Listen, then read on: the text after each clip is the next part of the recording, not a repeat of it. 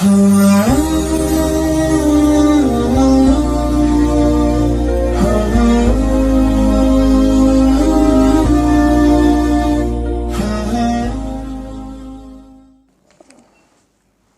بالله من الشيطان الرجيم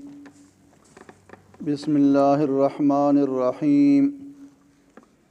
لقد أرسلنا نوحا إلى قومه فقال يا قوم اعبدوا الله ما لكم من إله غيره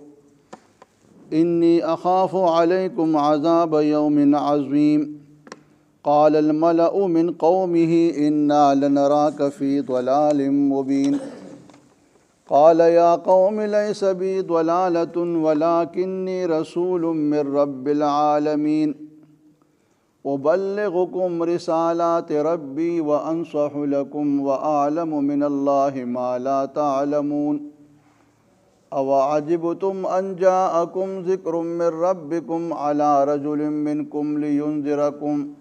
ولتتقوا ولعلكم ترحمون فكذبوه فأنجيناه والذين معه في الفلك وأغرقنا الذين كذبوا بآياتنا إنهم كانوا قوما عمين سبحانك لا علم لنا إلا ما علمتنا إنك أنت العليم الحكيم. دین الوان دی آیاتون مبارک کے اللہ تعالی جل شانہ عم نوالہ د انسان د مادی د حیات سبب بیان کو کہ انسان تا د مادی د حیات د پارا د خوراک ضرورت تے نو د هغې خوراک د پاره الله ذکر وکړو چې موږ د اسمان نه باران وورو په هغې سره بیا مړه ځمکه جمدی کړو او د هغې نه بیا موږ غله او میوې او فصلونه پیدا کړو. اوس په دې آیاتونو کې الله تعالی د انسان د روحاني حیات سبب بیانوي چې څنګه د مادي حیات د پاره اسباب ضروري دي دغه شان د روحانی حیات د پاره هم سبب د الله انبیاء کرام دنیا ته راتل دي. د الله پیغمبران دا د انسانی روحانی حیات د پاره یو ډېر لویه ذریعه ده ځکه چې تمام پیغمبران د هغوی دنیا ته راتل د هغوی بعثت نبوت د هغوی مقصد هم دا وي چې د الله بندگانو ته د الله پیغامات رو رسي د الله احکامات ورته رو رسي او دا ورته واضح کړي چې کوم کار تاسو دپاره جائز دی او کوم ناجائز دی په کوم کار الله خفه کیږي په کوم کار الله خوشحالیږي دا د الله د رسولانو هغه ذمہواري ده چې هغوی دا خبره د الله بندگانو ته واضح کوي. اوس په دې آیاتونو کې د یو څو پیغمبرانو ذکر دی د رسولانو او په هغې کې بیا لومبنی ذکر د نوح علیه السلام دی. د دې پیغمبرانو دا واقعات د دې د حالات د هغې د قومونو حالات دا د دې دپاره الله خپل پیغمبر ته بیانوي او د دې مقصد دپاره چې د الله پیغمبر ته تسلی ورکوي کہ د مکی معظمې دا خلق مشرکین باوجود د ښکارا معجزاتو دوی تا باندې ایمان نه وروړي نو دا د سابقه قومونو هم دغه عادت تیر شوی دی هغوی هم چې کوم دی په خپل پیغمبرانو باندې ایمان نه دی وروړی هغوی ورته ښکارا معجزات ښودلي وو ښکاره کړي وو خو بیا هم ایمان نه دی وروړی نو په دې ته خفه کېږه ما که مشرکین مکه ایمان نه وروړي نو دا هم هغه سابقه د قومونو هغه طریقه را روانه ده. دویم په دې کې د الله د پیغمبر د نبوت د صداقت دپاره یو دلیل هم دی چې د الله پیغمبر اومي و د چا نه سبق زده کړی نه و نه استادانو نه مدرسه کې سبق ویلی دی. اوس د الله پیغمبر د سابقه پیغمبرانو دا واقعات صحیح بیانوي نو دا دې خبرې ثبوت دی چې دا دته الله تعالی د وحی په ذریعه بیانوي او بیا د هغې بیان د الله پیغمبر قوم ته کوي امت ته کوي نو پدې کې د پیغمبرانو د واقعاتو بیان کېدو کې د جناب رسول الله صلی الله علیه وسلم د نبوت د پاره یو هم صداقت د پاره یو دلیل او ثبوت دی. بل پدې کې د دې خبرې بیان کیږي چې را څنګه چې سابقه امتونو کې کم خلکو د الله او د الله د پیغمبر تکذیب کړی دی نو د هغې دنیا کې انجام خراب او آخرت هم خراب دی. دنیا کې پې الله عذابونه راوستی او آخرت کې بیا د هغې دپاره دایمي عذاب د جهنم دی او د مؤمنینو دپاره چې کوم دی دنیا کې چې کوم دی راحتونه خوشحالۍ او وروستو بیا د مرګ نه پس هم د هغې دپاره ښکلې بدله جنت او د جنت نعمتونه دي. اوس الله دلته د نوح علیه السلام ذکر کوي. نوح علیه السلام دا د آدم نه پس چې کوم دی لومبنی رسول او پیغمبر دی. د نوح علیه السلام نه وړاندې قوم چې قومونو بت پرستي پکې نه وه. د نوح علیه السلام نه لږ غوندې وړاندې چې کوم نیکان خلک مخکې تېر شوي نو هغه نیکانو خلکو چې کوم دي چې کله هغوی دنیا نه لاړ قوم ورپسې ډېر زیات خفه و. روایت کې راځي چې د دوی ود یعوس او یعوق او نصر دا نیک خلک دنیا کې تېر شوي د قوم سره ډېر محبت و. په دې کې د ود چې کوم دی نورم ډېر خلکو ته خوښ و. چې کله هغه وفات شو نو دا خلک د هغه د قبر نه ګیر چاپېره ناست و جړلې. په دې کې ابلیس راغی د دوی دا جاړی چې کله ولیدله ورته وایي چېرې تاسو ولې جاړئ زه به چې کوم دی د دې ود چې کوم دی یو تصویر تاسو له جوړ کړم به تاسو چې کله دی یادېږي هغه تصویر ته ګورئ خپل مجلس کې ږدې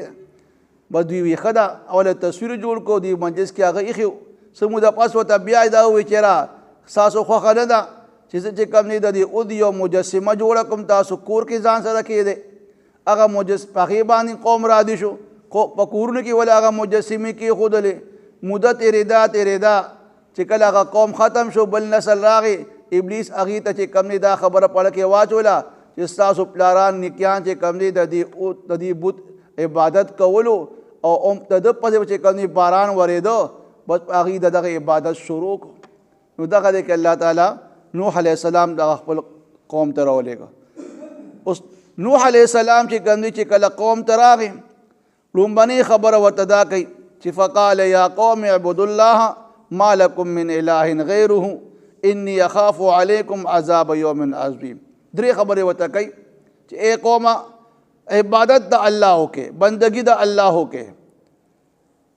دویم دا چې د دې الله نه علاوه بل څوک د عبادت مستحق نشته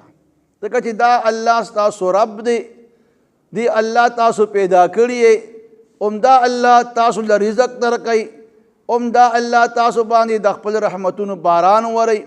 لہذا څوک چې چاله څه ورکوي نو خامخا د هغه شکریه ادا کول وي د هغه احسان منل وي د هغه تعظیم او تکریم کول پکار دي. نو چونکې الله حقیقي منعم دی حقیقي محسن دی دا الله د عبادت مستحق دی د عبادت وکړئ د بوتانو د عبادت پرېږدئ. او بیا ورته دا تنبیه ورکوي ولا او دمکی ولا ورکی چې لکه تاسو د دې الله عبادت اونکو او د بوتانو د عبادتونه کوئ نو ما سره یره ده انی اخاف علیکم عذاب یوم عظیم بېشکه زه یریږم په تاسو باندې د عذاب د ورځې لوی نه. نو د هغه عذاب د ورځې نه مراد خو یا هغه د طوفان هغه ورځ ده چې په کوم طوفان پرې راغی دا ټول پکې غرق شو او یا ته مراد یوم عظیم نه مراد د قیامت ورځ ده چې د قیامت په عذاب چې کوم دی هغه بیا ډېر زیات سخت دی او هغه ستاسو لپاره بیا اور جهنم اور دی. چې کله نوح علیه السلام د خپل قوم ته د الله د عبادت دعوت ورکړ همیشه د پر اکثر د سرداران د لوی خلک دوی مخالفت کې پیش وي او نو خلک هم د دوی پیروکار هم وي خبر هم د دوی منلی شي. نو دغه دی کې سردارانو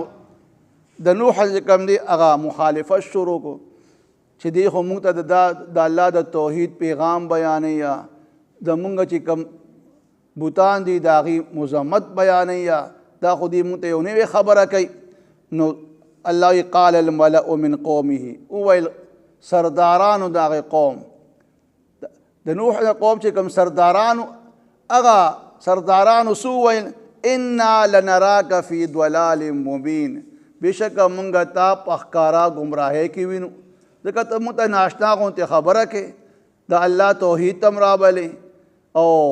مونږ یارې د عذاب نه د قیامت نه یارې دا خو مخکې ته چا دا خبره نه ده کړې لهذا ته چې کوم دي په غلطۍ باندې او دا ستا دا خبرې چې کوم دي دا غلط دي او صحیح نه دي نو دغه دی کې بیا نوح علیه السلام د خپل قوم ته د ګمراهۍ نفي کوي چې قال یا قوم لیس بی ضلالة ای زما قوم زه خو ګمراه نه یم زه تاسو په غلطه لار باندې روانوم نه زه تاسو د هلاکت په کنده کې غورځوم نه زه خو ولکنی رسول من رب العالمین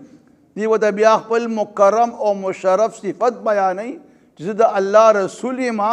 د هغه رب د طرف نه چې د تمام عالم پروردګار دی زه د هغه رب طرف نه چې کوم دی تاسو ته رسول را لېږلی شوی او زه تاسو ته چې کوم دی د حقیقي معبود او د حقیقي خالق عبادت باره کې پیغام در کوم چې تاسو د بتانو د عبادت پرېږدئ او د یو الله عبادت وکړئ او بیا اوس دی ابلغکم رسالات ربی زه رسوم تاسو ته پیغام د خپل رب چې هغه رب زموږ ستاسو خالق هم دی رازق هم او مالک هم دی او هغه پیغام دا دی چې تاسو الله یو ومنئ او الله سره په عبادت کې شریک مه ګرځوئ او زه چې کوم دا پیغام تاسو ته د خپل رب را رسوم نو په دې کې زما مقصد اور خپله څه فایده نشته چېرې تاسو ما خپل مشر کې یا ماله څه سرداري راکې وانصح لکم زه ستاسو خیرخواهي لټوم